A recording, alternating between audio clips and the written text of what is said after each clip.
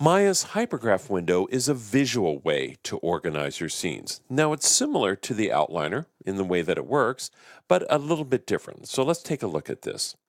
We're going to go into Window, Hypergraph. Now, there are two entries here, one hypergraph hierarchy, the other hypergraph connections. We're going to start off with hierarchy. Now, when I open this up, it brings up this window. Now, this window behaves very similarly to a viewport, and we can navigate it just like we can a viewport. I can hold down the Alt key, middle click to pan, and right click to zoom. Now, it's a 2D window, so we can't tumble or rotate, but we can certainly pan and zoom. Now, I'm going to go ahead and organize this so we can see it a little bit more closely with what's in our scene.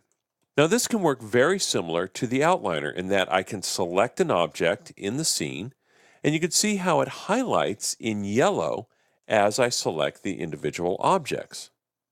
And if I zoom in here, you can see that each one of these little nodes has the name of the object on it. Now, if I want, I can select objects from within the hypergraph. And now what's neat about the hypergraph is that it's very graphic, so I can actually select objects and shift select from any combination of hierarchies, which makes it very easy to select different types of objects. Now, another thing you can do in the hypergraph window is reorganize your hierarchies. It's very similar to the way that the outliner works.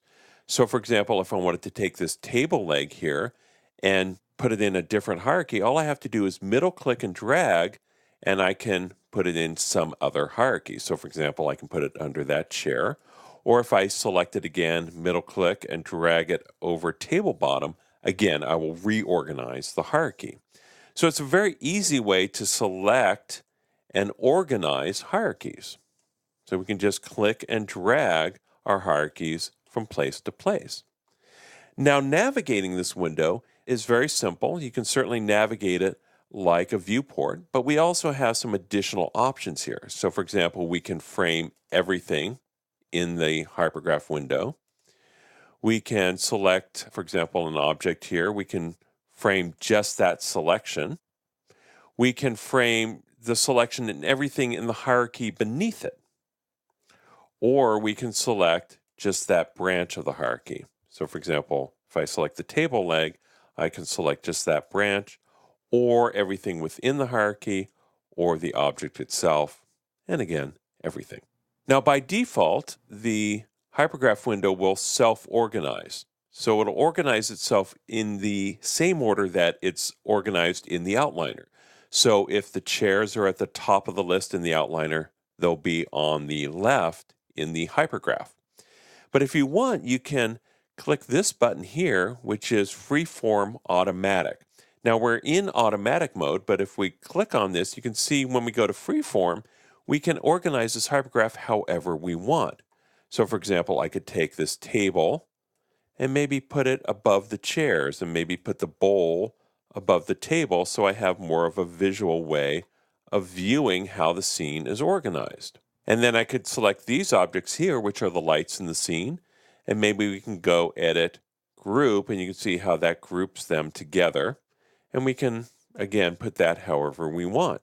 And if we go back to automatic mode right here, click, it'll go back to that exact same organization that we had before. But let's say you had a character. You could actually organize the nodes of the character to look like the character by going into this mode. We're not limited to this vertical or horizontal arrangement. We can organize things however we want in this freeform mode. Now, one more thing I want to show you is that we can filter the hypergraph window by name. So, for example, if we wanted to show just the chairs, all I have to do is type in chair and an asterisk, and anything with chair in the name will show up, and everything else will be hidden.